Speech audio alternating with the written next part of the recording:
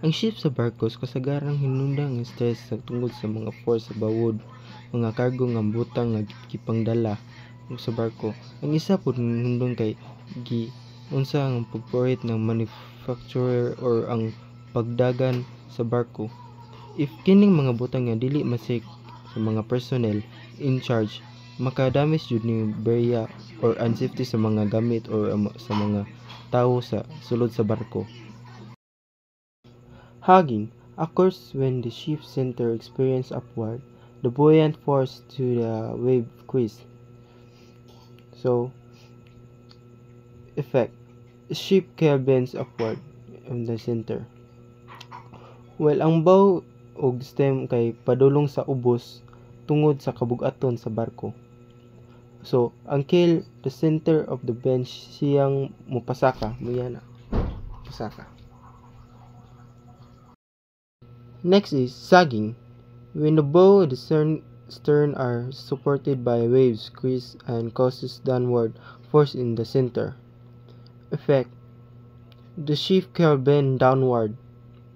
So, ug sa center sa barko ship wave through the manso. Cause of the downward.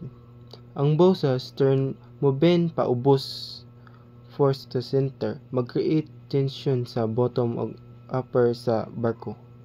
Muyana. Balish is the hugging. Next is shear force. Occurs when adjacent section of the ship experience unique vertical force effect, cause the structural deformation and the deck in compression.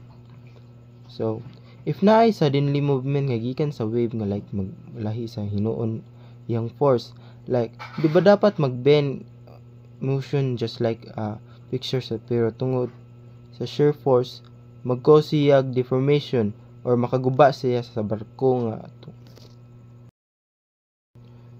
tensional stress. The ship is the subject to twist force due to the uneven waves action effect leads to twisting of the hull. Kaning ni stress mura na puga-puga na hinalabhan nga sanina tungod sa gihapon sa uneven wave.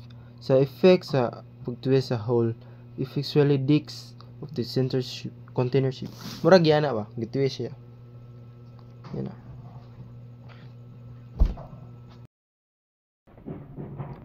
Next is pounding.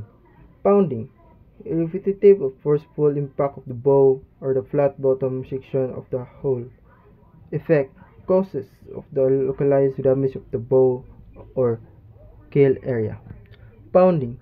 Tungod ra pud ni sa pag-impact sa ubos sa flat bottom or ang bow or nga sanga sa wave tungod sa high speed nga kusog nga ang barko ang dagat pod sa bawod.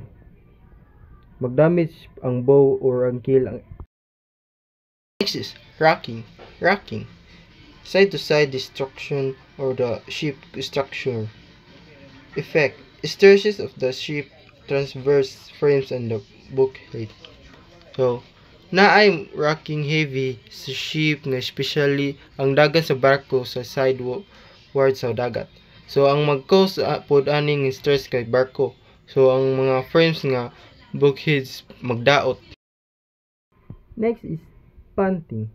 Panting. The water pressure is causes inward and onward movement of the whole plates. Effect. Lead to fatigue and weakness the whole panting. So, ang panting is tungod ra pud ni sa stress nga pagpag-o sa water pressure sa dagat. Mapa inward man o mapa outward movement. Unya, cause magguba ang hull. Mao ni ang mga lain nga stress sa barko.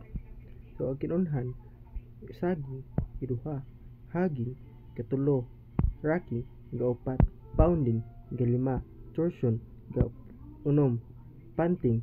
So ang except ra ani ang shear force